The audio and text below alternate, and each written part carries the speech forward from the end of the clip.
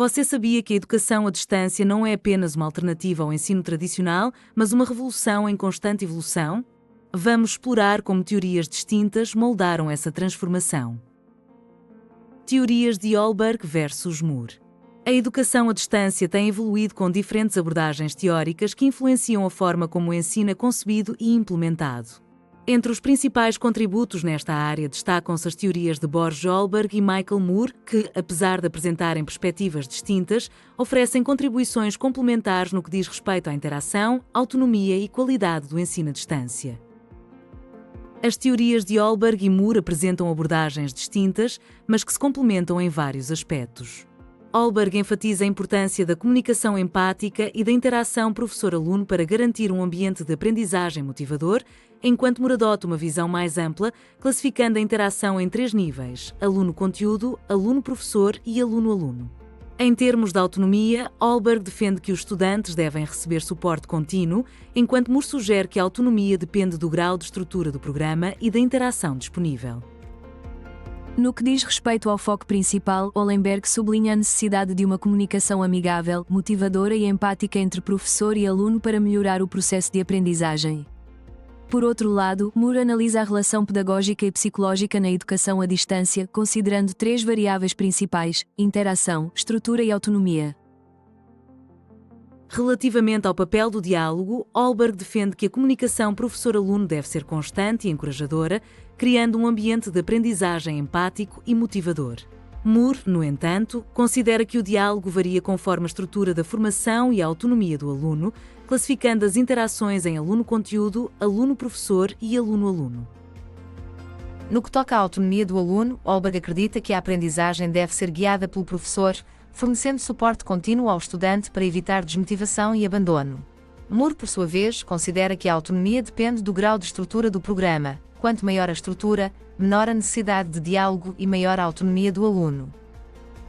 Em termos de interação, Ollenberg dá primazia à interação professor-aluno, pois acredita que esta relação influencia diretamente o sucesso na aprendizagem.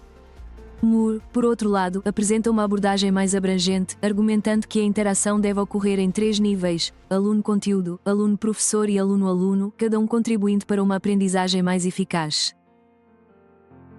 No que diz respeito à aplicação prática, Olberg defende que a educação à distância deve simular a proximidade do ensino presencial, garantindo flexibilidade e adaptação às necessidades individuais do aluno. Moore propõe um modelo mais analítico e estruturado, onde a interação deve ser planeada de acordo com o nível de estrutura do programa e o grau de autonomia dos estudantes. Para Olberg, a tecnologia deve facilitar a comunicação empática entre professor e aluno, promovendo um ambiente motivador. Moore, por outro lado, considera que a tecnologia pode reduzir a distância transacional, permitindo um maior equilíbrio entre diálogo, estrutura e autonomia.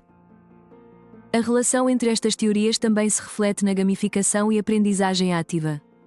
A gamificação pode intensificar a interação aluno-conteúdo, tornando os materiais mais apelativos e interativos, alinhando-se com a abordagem de Moore.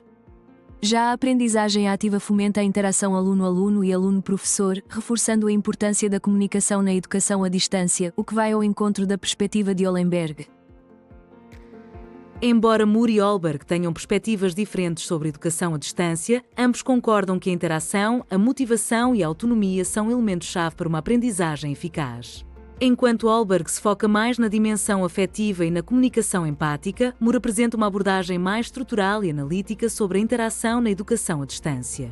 A combinação das suas ideias pode levar a um modelo equilibrado que valoriza tanto a relação humana na aprendizagem como a organização estrutural dos programas de educação à distância.